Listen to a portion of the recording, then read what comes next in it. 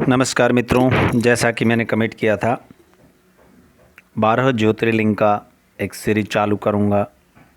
एक एक करके 12 वीडियो रिलीज़ करूंगा, जिसमें संपूर्ण जानकारी के साथ में आपको पूरा विवरण दिया जाएगा।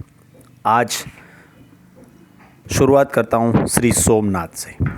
सोमनाथ 12 ज्योतिर्लिंगों में आद्य ज्योतिर्लिंग है। यह पवित्र शिव स्थान सोमनाथ पट्टन, प्रभास पट्टन या देव पट्टन इन नामों से भी जाना जाता है। यहाँ के जूनागढ़ संस्थान में प्रभास पट्टन के इस भाग को सोरठ नाम से जाना जाता है, इसलिए इस शिवलिंग को सोरठी सोमनाथ भी कहते हैं। सोमनाथ पाटन सौराष्ट्र के दक्षिण तट पर वेरावल बंदरगाह के 5 किलोमीटर की दूरी पर स्थित है। जूनागढ़ के वेरावल से रेलवे स्टेशन से 51 मील की दूरी पर है।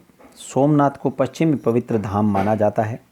यहाँ के मंदिर की स्वर्ण घंटा से ओम नमः शिवाय का जयघोष वातावरण को भक्तिमय कर देता है। इसकी उत्पत्ति के बारे में अक्सर ऐसा कहा जाता है कि दक्ष प्रजापति की 27 कन्याएं थी। उन सभी का विवाह चंद्रदेव के साथ हुआ था, किंतु चंद्रमा का समस्त अनुराग उसमें एक केवल रोहिणी के प्रति ही रहता था। उनके इस कार्य से दक्ष प्रजापति की अन्य कन्याओं को बहुत कष्ट रहता था। उन्होंने अपनी यह व्यथा कथा अपने पिता को सुनाई। दक्ष प्रजापति ने इसके लिए चंद्रदेव को बहुत प्रकार से समझाया, किंतु रोहिणी के वशीभूत उनके हृदय पर इसका कोई प्रभाव नहीं पड़ा। अंततः दक्ष ने क्रुद्ध होकर उन्हें क्षय हो जाने का शाप दे दिया। इस शाप के कारण चंद्रदेव तत्काल क्षयग्रस्त हो गए। उनके क्षयग्रस्त होते ही पृथ्वी पर सुधा शीतलता वर्षण का उनका कार्य रुक गया। चारों ओर त्राही त्राही मच गई। चंद्रमा की बहुत दुखी और चिंतित थे। उनकी प्रार्थना सुनकर इंद्रादि देवता तथा वशिष्ठ आदि ऋषिगण उनके द्वार के लिए पितामह ब्रह्मा जी के पास गए। सारी बातों को सुनकर ब्रह्मा जी ने कहा, चंद्रमा अपने शाप विमोचन के लिए अन्य देवों के साथ पवित्र प्रभास क्षेत्र में जाकर मृत्युंजय भगवान शिव जी की आराधना करें। उनकी कृपा से अवश्य ही उनका शाप नष्ट हो जाएगा और वे रोग मुक्त हो जाएंगे।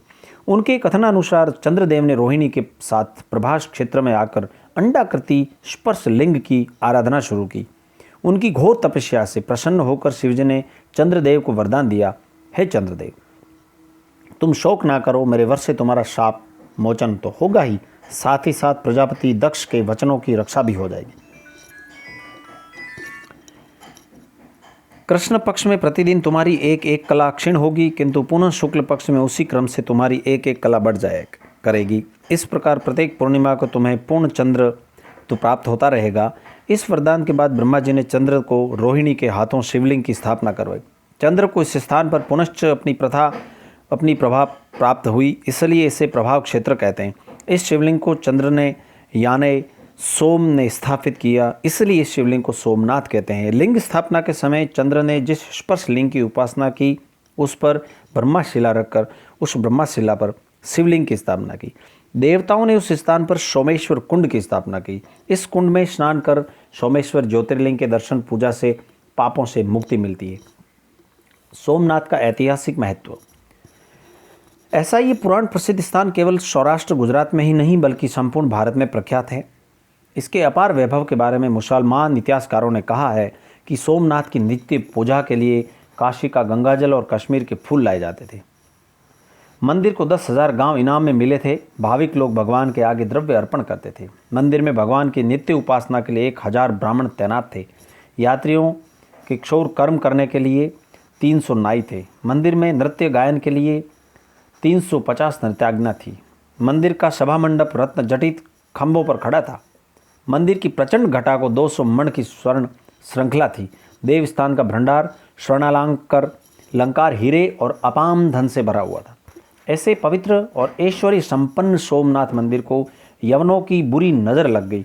यहाँ की संपत्ति की लालसा से इस स्थान पर कई बार आक्रमण हुए। ईस्वी संवत 722 में सिंध प्रांत में का सूबेदार जुनाम दद ने सबसे पहले हमला करके अनगिनत संपत्ति लूट ली। इसके बाद गजनी के महमूद ने ईस्वी संवत 1024 में इस देवालय पर आक्रमण करके यहाँ की चुंबकीय चमत्कारों से लटकने वाली श्री सोमनाथ की मूर्ति को तोड़ दिया और मंदिर को लूटा। यह अशुभ दिन था। शुक्रवार 11 मई 1024 को अशुभ घड़ी थी 9:46। तब से गजनी के महमूद को मूर्ति मंजक कहा जाता है। इसके बाद गुजरात के राजा भीमदेव और मालवा प्रांत के भोजराज ने नए मंदिर का निर्माण किया। तत्कालीन सम्राट सिद्धराज जय सिंह ने अपनी माता के आज्ञानुसार यहाँ के यात्रियों को माफ़ कर दिया।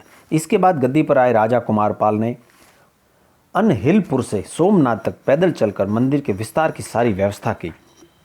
कुछ सालों बाद महान पाशुपात आचार्य त्रिपुरा कंत जी ने सोमनाथ के भव्य मंदिर का निर्माण किया और 5 शिवालयों का निर्माण किया। ईस्वी संवत 1300 में अलाउद्दीन खिलजी का सेनानी अल्ताफ खान ने सोमनाथ मंदिर की तोड़फोड़ की।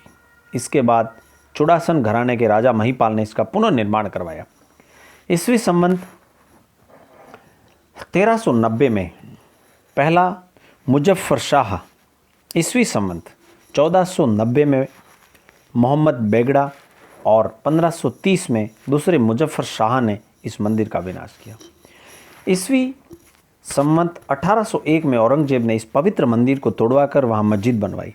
इसके बाद ईस्वी संवत 1873 में इंदौर की रानी पुण्य श्लोक अहिल्या देवी होलकर ने नए सोमनाथ मंदिर का निर्माण करवाया। भारत को स्वाधीनता मिलने के बाद गुजरात के शेर तथा लौह पुरुष सरदार वल्लभ भाई पटेल के काका साहेब गाडगिल ने परामर्श पर मस्जिद में स्थानांतरित मंदिर को गिरा डाला। उस स्थान पर पुरातत्व विभाग और उत्खनन करवाकर वहां पाए हुए पुराने अवशेषों को वस्तु संग्रहालय में जमा किया और उसी स्थान पर बीते हुए ऐश्वर्यों की स्मृतियों को उजागर करने वाली नए मंदिर की नींव डाली। शुक्रवार दिनांक 11 मई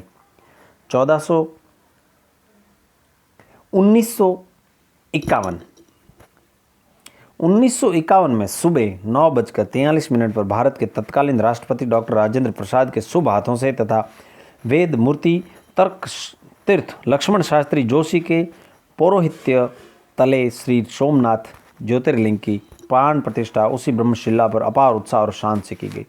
इस प्राण प्रतिष्ठा के अवसर पर भारतवासियों की चिरंजीवी अस्मिता, प्रसन्नता तथा अभिमान से गरज उठी। 2-3 हजार सालों से पवित्र पावन बना हुआ उसी गर्भ में उसी ब्रह्मा शिला पर पुराण प्रसिद्ध भगवान शिव जी का महिमा नए रूप से उसी दिन उसी समय दीप्तिमान हुआ। नया सोमनाथ मंदिर 1962 में पूर्ण निर्मित हो गया।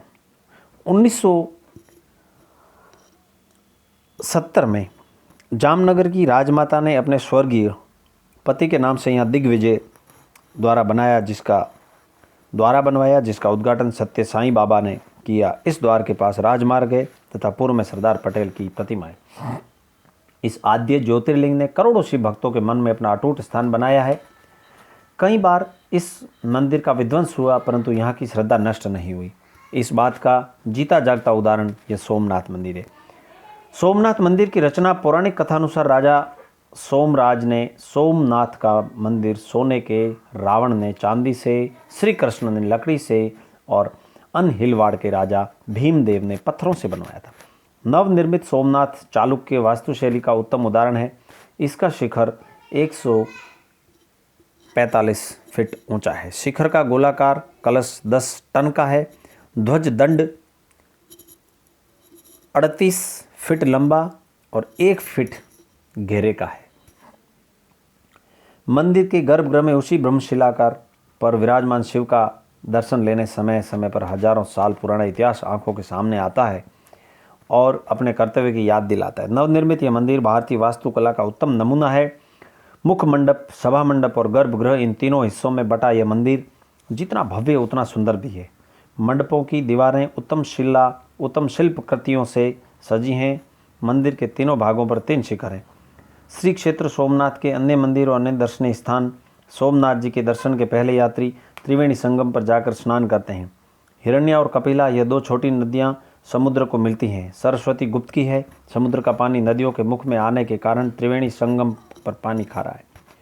त्रिवेणी संगम भगवान परशुराम की तपोभूमि नाम से जाना जाता है। त्रिवेणी संगम के सामने एक प्राचीन मूर्ति विहीन सूर्य मंदिर है। अभी इस मंदिर के भगवाश शेष ही बाकी हैं, परंतु इस मंदिर की प्राचीन सुंदरता का आभास हुए बिना कभी रहता नहीं है। धन्यवाद।